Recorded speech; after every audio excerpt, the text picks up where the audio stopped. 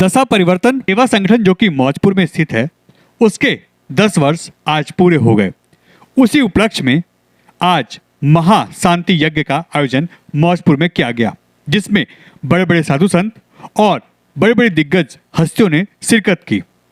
यह संगठन महिलाओं के लिए, बच्चों के लिए और उन सभी लोगों के लिए जो कि इस दुनिया में नहीं हैं, उनका कोई अंतिम संस्कार करने वाला, उनको कोई अंत्येष्टि देने वाला, उनकी कोई अस्थि विसर्जन करने वाला नहीं है, उसके लिए कार्य करती है।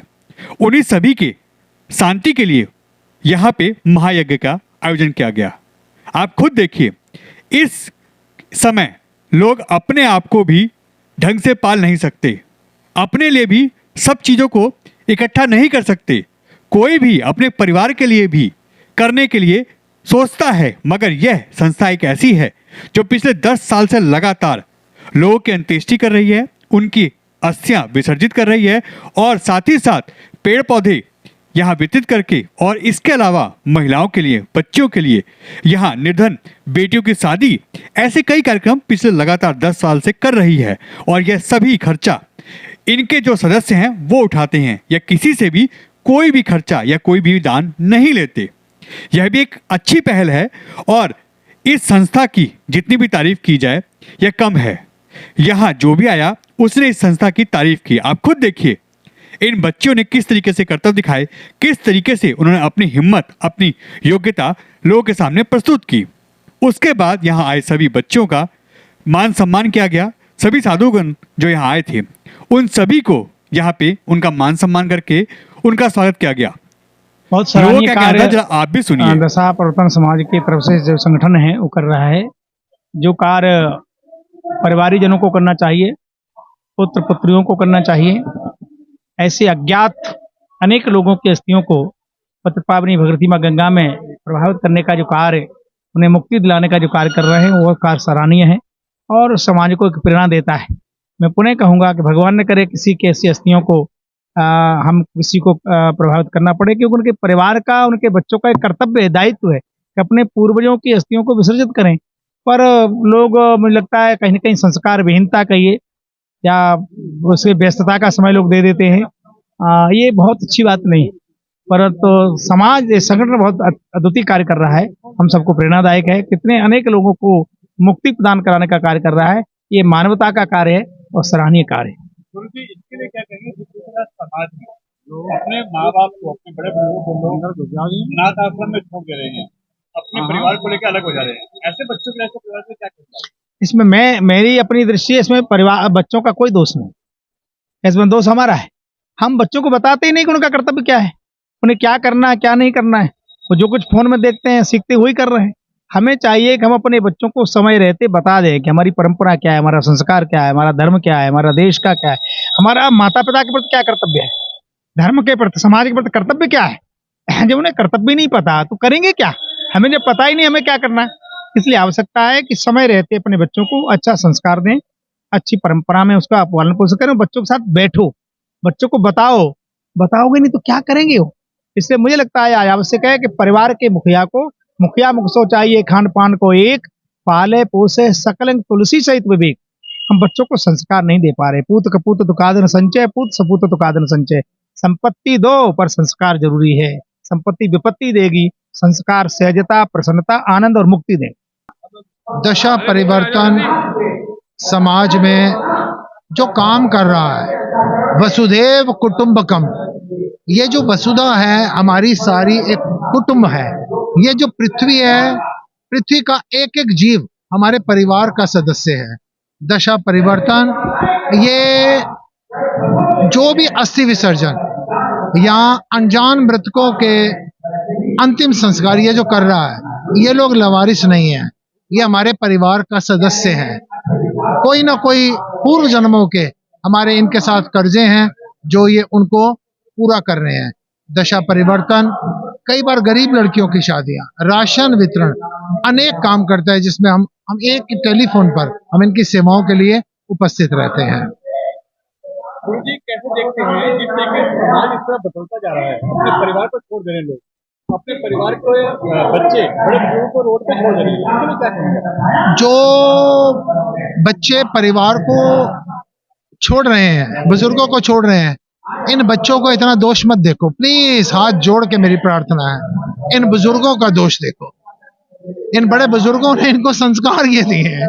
सबसे पहले हमारे में हो क्या रहा है, बस अब वो नई नई बातें आ जाती है जिसको मैं भूल भी जाता हूँ कि वो कहा जाता है। पहले एक नई बात आ रही है कि हम दो और ओनली इनकम, मतलब कुछ ऐसे करके कुछ आ रहा है, डबल टी और आई, TTI, हम ट्यू और इनकम 1। तो सबसे पहली बात ये आ रहा है, एक ही बच्चा होगा। उस एक बच्चे को अंग्रेजी सभ्यता से संस्कार देते हैं, उसको विदेश में सेटल कर देते हैं। जब तुम्हारी थॉट क्या रहा, थॉट तुम्हारा रहा एक ही बच्चा होना चाहिए, विदेश में सेटल होना चाहिए, तो तुम्हारे को कौन पूछेगा फिर? कहीं ना कहीं बच्चों को दोष देने से पहले अपने अंदर दोष देखो। आप बच्चों को शिक्षा तो दे दोगे, लेकिन जब तक शिक्षा के साथ संस्कार नहीं दोगे, ऐसे ही होगा जैसे शरीर तो है लेकिन उसमें प्राण नहीं है। शिक्षा के बिना अगर समाज अधूरा है तो याद रखना, संस्कार के बिना समाज है ही नहीं। आप अच्छे सुंदर समाज की परिकल्पना भी नहीं कर सकते। देखिए, सनातन संस्कृति में आता है परहित सरिस धर्म नहीं भाई, दूसरों की सेवा से बड़ा कोई और नहीं है। और जिनके हृदय में भी सनातन बसता है, धर्म बसता है, वो वास्तव में समाज सेवा के लिए, राष्ट्र सेवा के लिए, धर्म सेवा के लिए कार्य करते हैं। और दशा परिवर्तन इस क्षेत्र में बहुत अच्छे से कार्य कर रही है। और वास्तव में जब दृष्टिकोण ठीक होगा तो समाज की दशा भी बदलेगी। तो सही सात्विक दृष्टिकोण के साथ, जिन्हें हम जानते नहीं, जिन्हें पहचानते नहीं, आज दुनिया में नहीं है, उनके लिए कोई कुछ करे तो ये बहुत बड़ी बात है। और इसके सभी सदस्य, हमारे अग्रवाल जी, सक्सेना जी, सब लोग काम कर रहे हैं, इनके लिए प्रति बहुत साधुवाद। और इसी तरह से कार्य करते रहे, ऐसी भी परमात्मा से प्रार्थना है। समाज के लिए क्या कहेंगे जो अपने परिवार को ऐसे रोड पे छोड़ गए हैं और आखिरी में ऐसी संस्थाएं इसको बीड़ा को उठा रही हैं? देखिए, ऐसे समाज के उन लोगों को जो इस प्रकार से कार्य करते हैं कि अपनों को ही छोड़ देते हैं, उनको ये कहना है कि एक दिन सबने शरीर छोड़ना है। और ये संसार, कहते हैं धरती गोल है, तो जो आज हम कर रहे हैं वो कल हमारे आगे आता ही है। जैसी करनी वैसी भरनी। इसलिए समाज जागे, अपने लिए भी जागे, अपने परिवार वालों के लिए भी जागे, अपनेत्व के लिए भी जागे। और ये भी प्रार्थना है। और एक मैं ये भी कहूँगा कि जैसा देश विदेश से भी अस्थियां आती हैं, दशा परिवर्तन करता है कि जो देश विदेश से भी अस्थियां आती हैं, उनको भी प्रभावित करके आते हैं। कुछ लोगों की बहुत मजबूरी भी होती है, या कुछ लोग लापता भी होते हैं, पता ही नहीं होता कौन भी है। फिर भी समाज इससे सीखे कि हमें कहीं ना कहीं अच्छा करना है, क्योंकि वहां पर जाकर कोई जाति पाति नहीं पूछी जाएगी, पूछा जाएगा कि तेरी सेवा कितनी हुई। इसलिए दशा परिवर्तन सबकी दशा सुधारने के लिए, सबकी मनोदशा अच्छी करने के लिए कार्य करे और ऐसे ही करते रहे। मैंने एक संगठन बनाया, दशा परिवर्तन समाज सेवा संगठन, 2014 में 23 अगस्त 2014 को। उस संगठन का सेवा कार्य है ऐसा परिवार के मृतक व्यक्ति का अंतिम संस्कार करना। और साल में हम एक बार अस्थिया विसर्जन के लिए लेके जाते हैं ब्रिज घाट। और समाज के लिए जो भी कार्य होता है, पौधा वितरण, समाज के लिए किसी की बहन बेटी की शादी होनी है उसमें सहयोग करना, जैसे कोविड के समय हमने सामान बांटने का सेवा दी अपनी, हर तरह की सेवा में हमारा संगठन लगा रहता है अपने मेंबरों के साथ। इसमें जो आर्थिक सहयोग होता है, क्या लोग भी देते हैं या ये सिर्फ आपकी टीम करती है? इसके अंदर बाहर से सहयोग नहीं लेते हैं, अपनी जो हमारी टीम है, संगठनों के जो टीम है हमारी, उनसे हम अपने सहयोग लेते हैं और उसी सेवा से हम कार्य करते हैं। जो हम सेवा लेते हैं अपने मेंबरों से, वो खाली हम 2 जगह पैसा लगाते हैं, एक तो अस्थि विसर्जन में और एक अंतिम संस्कार में, और हमारा पैसा कहीं नहीं लगता है। क्या ऐसा भी होता है कि ये पुलिस आपको बताती है या आपके पास चलता है, कोई भी फोन करे तो आप उसका अंतिम संस्कार करते हैं? पुलिस का तो ऐसा है, जो पुलिस का बॉडी आती है वो गवर्नमेंट, उनको पेमेंट मिलती है उनको गवर्नमेंट से। हमें जो शमशान घाट के अंदर से पंडित जी हैं वो बताते हैं, जब समाज के अंदर कोई व्यक्ति गुजर जाता है तो हमारा संगठन का नाम हर जगह है इस टाइम, और सब मित्रों को पता है कि भाई दशा परिवर्तन एक संगठन है जो 10 साल से कार्य कर रहा है। तो वो सब जगह में कॉल कर देते हैं, हम हमारे संगठन के मेंबर वहाँ पहुँच के उस मृतक व्यक्ति के सहयोग करते हैं। और उसका अगर वहाँ पे कंधा देने वाले भी नहीं है तो हमारे मेंबर जाके वहाँ पे कंधा देने की व्यवस्था करते हैं और उसको अंतिम संस्कार पूरा करवाते हैं उसका। अगर हम बात करें 10 सालों में, तो 10 साल में लगभग हम कितनी अस्थि विसर्जन हमने अब तक 7 बार कराया है टोटल 10 साल के अंदर। और टोटल अब जो हमारा हुआ है 115 के लगभग हुआ है। हम वो नहीं बताते कि हमारे 500 कर दिए, 700 कर दिए, 115 अभी तक हमने टोटल करे हैं।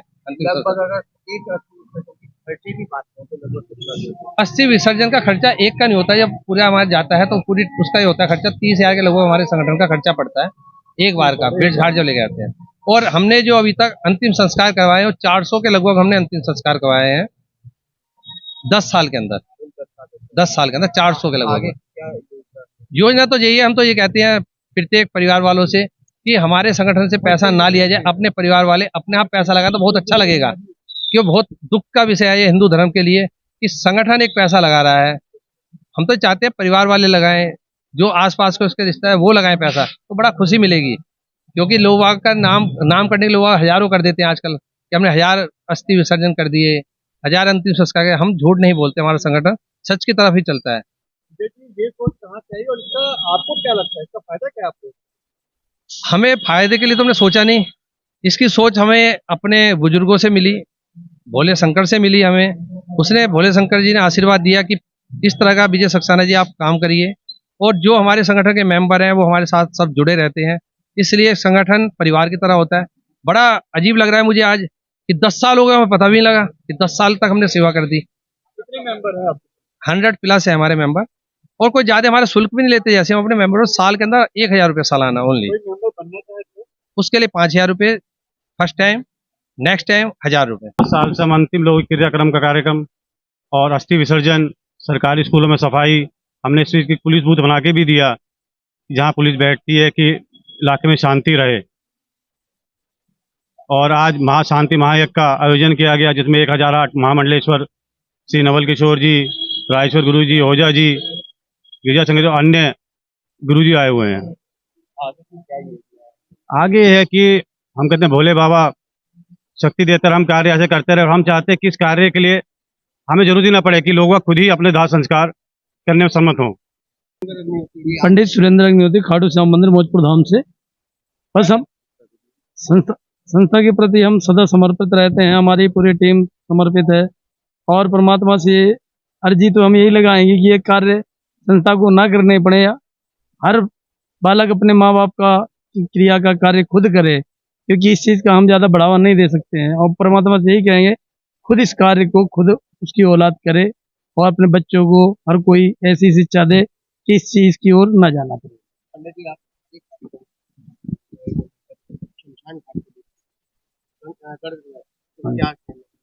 देखिए, हमारी जो संस्था में उत्साह के साथ सारे कार्यकर्ता सम्मिलित होकर सभी कार्य करते हैं। किसी का कोई ये नहीं कि मैं छोटा है या ये बड़ा, सभी एक सूत में बंधे हुए हैं। और इस एनजीओ को दशा परिवर्तन बहुत दूर दूर तक जा चुकी है। संस्था का अध्यक्ष हूँ राम कुमार माधव। इस संस्था को की स्थापना हमारी 2013 में हुई थी, और आज इस संस्था ने 10 वर्ष पूर्ण कर लिए हैं। और हमारी संस्था विविध रूप से जो है सुचारू ढंग से आगे बढ़ रही है। हम अपने संस्था में बहुत से कार्य जोड़ते जा रहे हैं, और सबसे बड़ी भावना है कि हमारी संस्था के जो सभी सदस्य हैं, सभी मेंबर हैं, वो निस्वार्थ भाव से संस्था से जुड़े हुए हैं। कभी हमारी संस्था में कोई वाद विवाद इत्यादि नहीं होता। संस्था सिर्फ अपने कार्य पर अपना लक्ष्य रखती है और आगे बढ़ती है। बाकी सभी कुछ तो हमारे जोरी भाई ने, पंडित जी ने बता ही दिया है कि हमारी संस्था क्या क्या कार्य करती है। ये दाह संस्कार भी करती है, अस्थि विसर्जन भी करती है। हिंदुओं के लिए हमने वो भी उनको राशन वगैरह दिया था जो पाकिस्तान से विसर्जित होकर आए थे। तो ऐसे समय समय पे जो हमारी संस्था के सदस्य जो बैठक करते हैं, उसमें जो भी रूपरेखा तैयार करते हैं, जो रूपरेखा बनाते हैं, उस पे अमल करते हैं, और उसी को लेके सभी अपना एक मत होके आगे बढ़ते हैं। तो बस इसी के लिए धन्यवाद। मेरा नाम सुरेंद्र अग्रवाल है। मैं संस्था का संस्थापक सदस्य के रूप में काम देखता हूं। आज हमारी संस्था को बने हुए 10 साल हो गए, इसलिए हमने इसके लिए एक महाशांति यज्ञ का आयोजन किया है।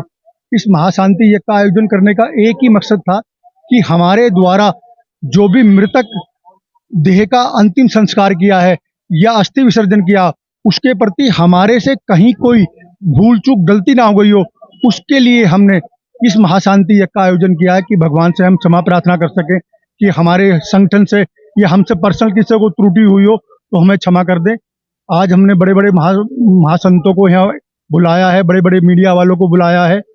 हम उनको एक मैसेज देना चाहते हैं कि समाज में वैसे तो ऐसे काम के लिए किसी को जरूरत ना पड़े, उसके परिवार वाले ही संस्कार करें, मगर अगर फिर भी किसी कारणवश किसी के मृतक के परिवार वाले किसी का दाह संस्कार या अस्थि विसर्जन नहीं कर पाते, तो उसके लिए आज दशा परिवर्तन समाज सेवा संगठन हर तरह से उनके साथ है, चाहे वो अस्थियां ले जाने के लिए हो या दाह संस्कार के लिए हो, कंधा देने के लिए हो, कद काठी के लिए हो, किसी भी तरह के लिए हो। और हम समय समय पर और समाज के अन्य कामों के लिए भी हम देखते हैं, जैसे कोविड में हमने बहुत कुछ राशन वितरण किया।